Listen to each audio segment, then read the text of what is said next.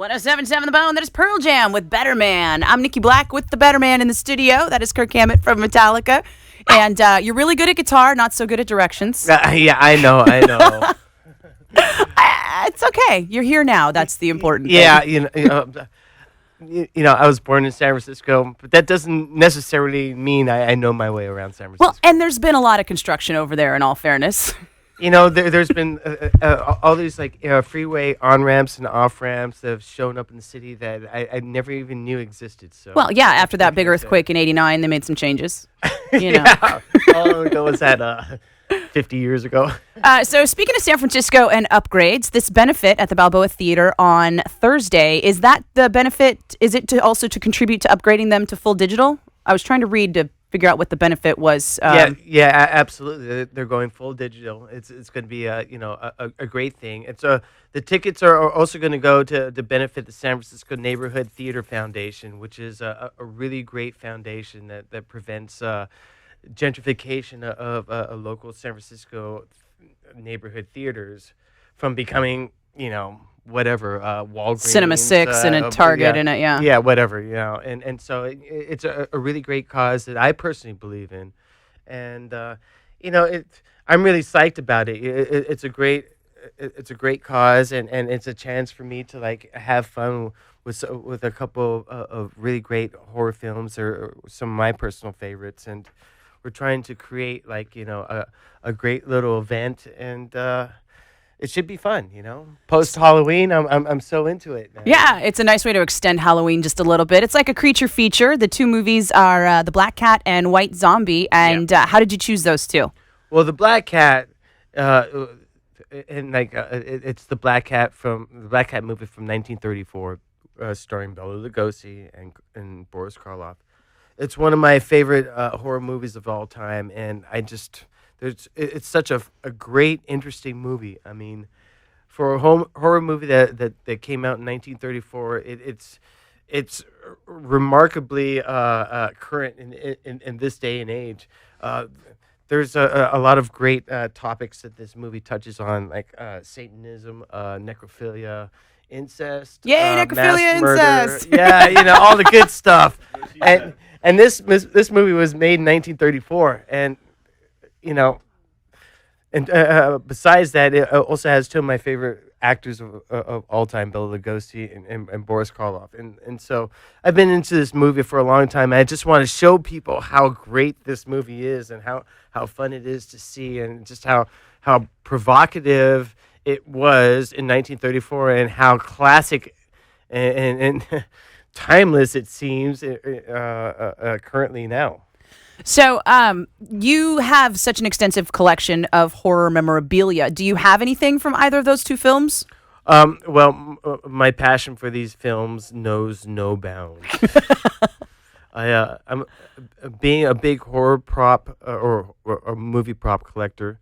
I had the opportunity to actually buy one of the costumes that Boris Karloff wore in The Black Cat, and I couldn't believe it. I mean, it came up for auction about 4 or 5 years ago, and I was stunned, and I was even more stunned when I actually was able to acquire it.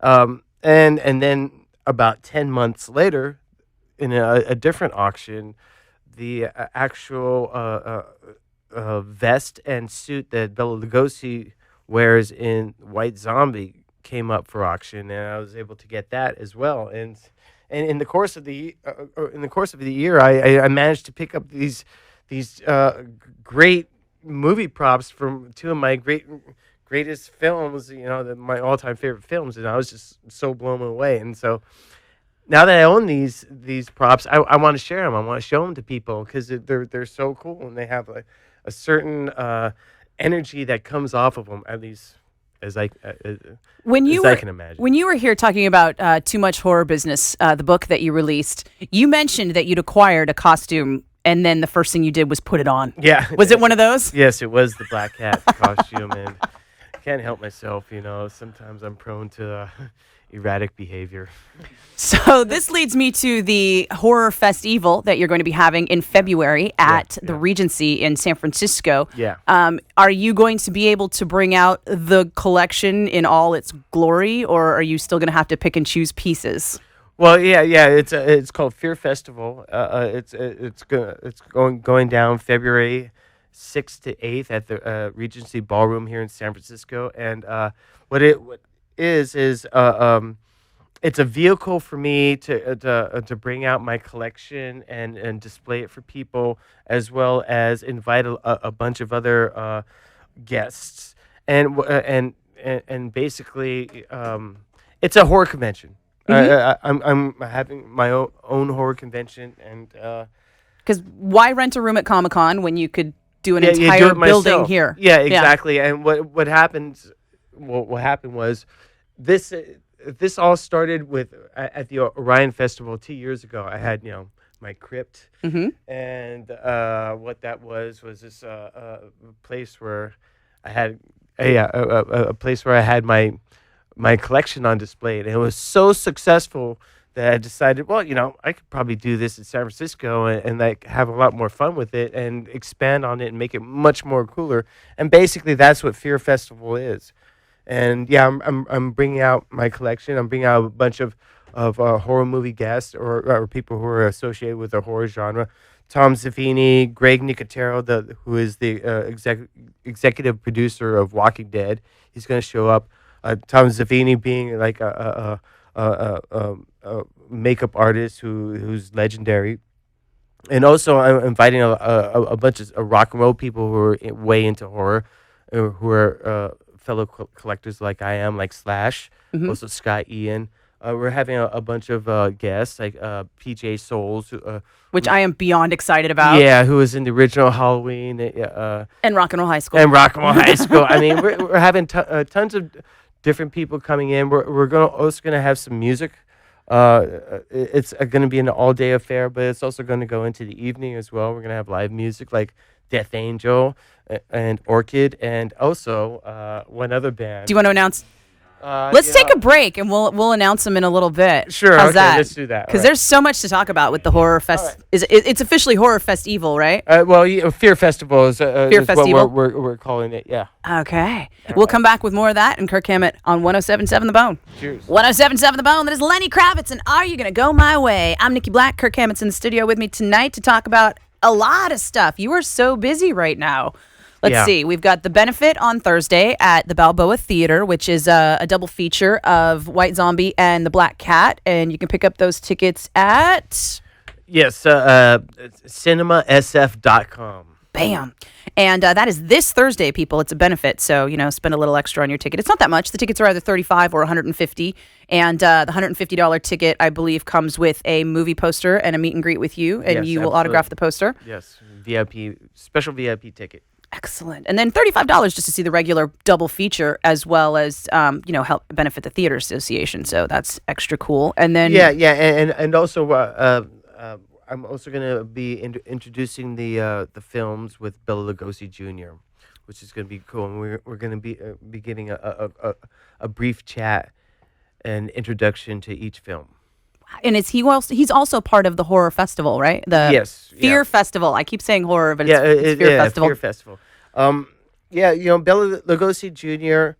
is just like such a great guy, and he looks just like his father, and it's a real honor for me to be able to include him in all this stuff, as well as in the past Sarah Karloff and also Ron Chaney too as well, who are the respective offsprings of Bela Lugosi, Boris Karloff, and Lon Chaney. Which is kind of like horror movie royalty of years past. I mean, all the big original horror genres. Yeah, for the classic horror movies that came out in the 30s and 40s, which I am a big fan of. I mean, don't get me wrong, I love contemporary horror movies and everything in between. But those old classic horror movies, they just I have such a passion for them. It's really crazy. I just love them. Horror seemed like it took kind of a back burner in the 50s and maybe in the 60s, but then super resurgence 70s, 80s, and kind of hasn't stopped since, I think. Yes, that's absolutely correct. In the '60s, I don't know what it was. Maybe it was like the whole like hippie movement, or maybe it was the Cold War. I don't know. Communist scare. Yeah, I don't know what it was. Communists watch Satanist movies. Yeah, there was a lot of great stuff coming out of England with Hammer films. But other than that, the '60s were pretty high and dry. Though I mean, there are a lot of great films that were made during then. Stuff like Rosemary's Baby and just name off one. But I mean, the stuff in the '30s and '40s, that's my most favorite stuff. So the Fear Festival, which is basically going to be kind of a giant horror convention, because you're taking over parts of the Regency that most of us don't normally see for a concert. Is that right? Yeah, I had no idea how extensive the Regency Ballroom is. I mean, because you have the normal ballroom, and then you have a couple floors which are like normal convention-sized rooms, and then you have this other floor which was the Masonic Lodge, and I had no idea that it was there. And it's really interesting because when you walk out into the floor, there's this big what was it, auditorium sort of thing with this. It's like a big dance hall, right? With a stage. Yeah, with this stage with all of this this tableau of scenes on the stage, and what it is just Toby. It's like Can you help us, Dante's. Toby? It's like Dante's Inferno. Yeah. Hold on, Toby. Your mic's not on. There you go. If you see a show at the Regency, you're used to seeing it on the second floor, which is the Regency Ballroom. But upstairs was the old Mason's Lodge, which is the third floor, which has the old scrims and all the old stage and everything. Yeah, for each level of the Masonic order That they used before they built the Nob Hill Masonic, right? Yeah, it was in 1908. This was the Masons Lodge in San Francisco, and they've left all the all the different props, the scrims, all the stuff that they had going there for us. The giant hand-painted backdrops is the only thing I can think hand-painted of to describe backdrop, it, and not only that, the leap of faith, the little loop on the ceiling it's a little noose, and your friends from the Masons used to grab you as you fell to the leap of faith, hopefully. And all of that, all those ceremonial things are still upstairs, and you're able to walk through them. We're going to put on our own haunt with Kirk's memorabilia, his props, his things, his things like Jason Voorhees' mask from Jason Goes to Hell. All the things, the white zombie outfit, all the things he has. You've seen in movie theaters and movies all your life. He owns some of these things. Yeah, we're going to use that floor to showcase, freak you out, all the best stuff in my collection, and it's going to be right in front of this amazing Masonic stage with all these different scrims. And, the Masons, they had 33 different levels. And on this stage are 33 different scrims. And as you would progress through the levels, they would change the scrims. And the stage is like 25 feet wide by about 30 feet high. So it's really something to see. And so we'll have access to all that stuff. We'll be able to change the scrims over the course of the event, and it's going to be really, really cool, really, really vibey. And when you see these panels and you have Greg Nicotero there, and you have Slash from Guns N' Roses there, who's huge into horror. Slash is making his own horror movie now. He's got his own production company. He's huge into it. You have Greg Nicotero from The Walking Dead, which is the biggest horror thing going on right now. Greg Nicotero is like been a longtime friend of mine, and him and I we go way back, just like hanging out on the Ride the Lightning tour, playing guitar, and so it turns out like. X amount years later, he's the executive producer of Walking Dead. Yeah, and so probably ever on public Yeah, television. and so right. he's going to come down and do a panel. Panel being, sitting down and discussing his role in Walking Dead and getting questions from the audience and whatnot. And it's going to be a really really great event. We're going to have a lot of vendors there. We're gonna have a lot of different kinds of guests there, and it's going to be very very a very very different sort of horror convention. So I think, in all fairness, we've made people wait long enough for you to announce the act that you haven't announced yet. So Yeah. we've already announced Orchid, up late. San Francisco metal band. Yeah. Death Angel, and Death Angel, and also San Francisco Bay Area metal band. Before I announce this, I just have to do a shout out to Gerardo over at Nuclear Blast Records, because he made this all possible. But I'm very pleased to announce that we're also going to have Carcass at the convention too.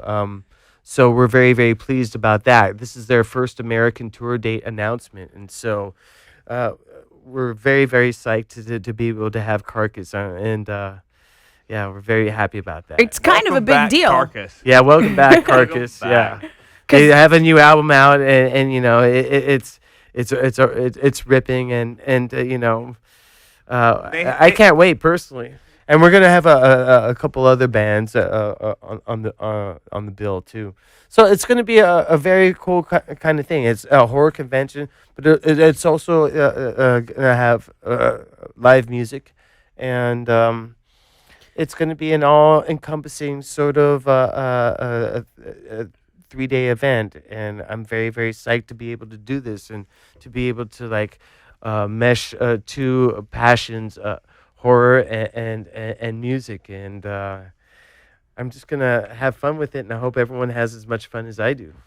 So just to be clear, there are a couple more bands to be announced that have not been announced yet, as well as guests to be announced. Is that right? That is correct, and I'm gonna make sure that they're gonna be good ones. And tickets are on sale now at fearfestevil.com. Is there like a multi-day ticket? Or are they all single-day tickets? Oh, well, we come out of the box usually offering multi-day tickets, and so you can go to Fearfestevil.com, right? fearfestival.com and get all the details and all the information you need to know. And we're updating that website on a pretty regular basis and announcing more guests as they come through. And we have a lot more guests that we're working on down the line. We're just waiting for them to give us a final confirmation. But, as it's shaping up, it's going to be a really, really great event. 107.7 The Bone. That is George Thorogood with Bad to the Bone. I'm Nikki Blakk, and in the studio with me tonight is Kirk Hammett, here to talk about a lot of events that you have going on. So the first one being this Thursday at the Balboa Theater in San Francisco. Yeah. And that is a double feature of The Black Cat and White Zombie to Yes. benefit the SF Theater Association. And cinemasf.com, was that the website to get the tickets? Yes, that's where you can get tickets at cinemasf.com. And then after that, come December, you're taking a trip Yeah. to no man's land, Oh, yes. literally. Yeah, So that's not a joke, because I'll be honest, when I read Metallica to play Antarctica, and when Lars said something like, when I interviewed him, he said something like, we're going to be doing entering a new frontier in December, and I was like, what? Yeah, it's You're really playing in Antarctica? We are playing Antarctica. It's pretty wacky. It's I used to live in Hawaii. I'm used to warm weather. The thought of going to Antarctica actually, I feel like a cat being threatened to be thrown in a big old cold bucket of water. You're going to be in a bunny suit. Yeah, I was. You're going to be like that kid from A Christmas Story. Yeah, all I was bundled up. thinking, if I just wear an 8-ply wetsuit the entire time, I'll be warm enough. I don't know. It's true. If you get like a deep sea dive suit Yeah, it's crazy because I don't deal with cold very plus very well. a sweater. I don't deal with cold very well, and so it's I have my reservations, but it should be pretty cool because we've played the North Pole before. We've played Tuktoyaktuk, so we have to play the South and survived. Pole. Yeah. Yeah. Tuktoyaktuk wasn't fine. It wasn't as cold as it sounded. But I have a feeling that the Antarctic is a lot colder than the North Pole, and it should be an interesting experience. And you only have to play there once. Uh, as far as I know, yes. So, and then after that, once you've thawed out here in San Francisco, where it's nowhere near that cold, you've got the Fear Festival at the Regency in San Francisco. Tickets are on sale now at fearfestival.com. And so far we have Orchid, Death Angel, and just announced tonight, Carcass performing. Yes. And can you run down the horror guests for me? Because I don't have them all memorized. Yeah, what we're going to do is we're going to have a lot of prominent people in the horror genre. We're going to have legendary makeup artist Tom Savini. We're going to have my good friend Greg Nicotero, who's the executive producer on Walking Dead. And, I talked to him. I said, hey, Greg, why don't you bring some of your cronies over from Walking Dead? And he said, I'll work on it. So, You said cronies. Yeah, I did say cronies. And you're like, they have to do what you say. Yeah. You hold their lives or their undead lives in your hands. Yeah, exactly. And so there's a possibility that someone special might just show up. We're also having Slash, and he's gonna talk about his horror fascination, and of course, you guys know Slash just made a horror movie, and he's going to talk Slash about and that. Scott Ian, are they going to be part of a large panel discussion, or will they each be doing like individual lectures? Well, as it stands right now, we're trying to figure out everyone's schedule and how it all falls. But I think what will happen is we'll if we can pair people up, we definitely will.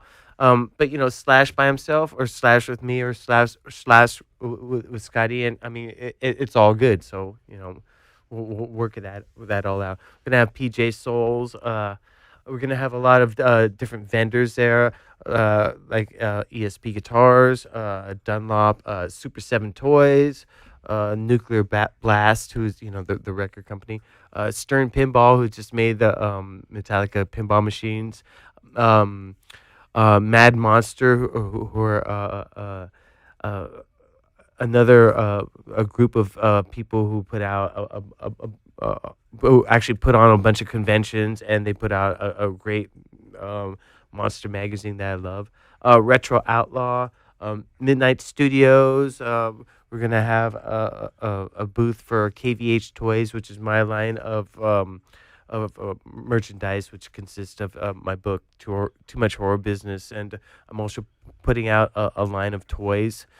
And I'm sure you're going to do a book signing while you're there, right? Yeah, I'll be there to sign anyone's books and everyone's book if that's the case. And it's going to be a great event, and it's going to be a lot different from your usual sort of like horror convention or comic convention or whatever. It's going to be very, very hands-on, and it's going to be different, and hopefully it'll be a little spooky and a little scary too. Well, we found out last year at the Too Much Horror Business book release party that you know how to throw a party. So that was fun. That was about 1 year and 1 week ago. Yeah, wasn't that? almost exactly. Yeah. And I noticed you did bring out a lot of the horror collection that you have, some huge pieces. Yeah. And so you're going to take up almost an entire floor with, is it the full collection, or is it going to be, can you take the full collection anywhere? Well, the full collection is a lot of stuff. But I'm going to bring out the best pieces. It's going to be a comprehensive collection of what I have, and I'm going to be bringing out the best stuff, definitely the biggest and the best, and there's also going to be a lot of stuff that is not in my book, and a lot of newer things that I've acquired recently. They're very, very interesting, and I'm also going to be displaying some other artwork from some other horror artists as well. We're working on some other names, and I'm just very excited about it because, for me, San Francisco, my collection lives in San Francisco, it's going to be great because it's going to be an easy sort of thing for me to just move stuff from storage to the Regency and set it all up and have it in its full majesty. Yeah. Now, as an avid horror memorabilia collector, and we all know how deep into it you are at this point, pretty damn deep. Is there like a white whale item that you have been trying to acquire that you haven't been able to get a hold of? Yeah, there's a bunch of different things that I've been looking for a long time.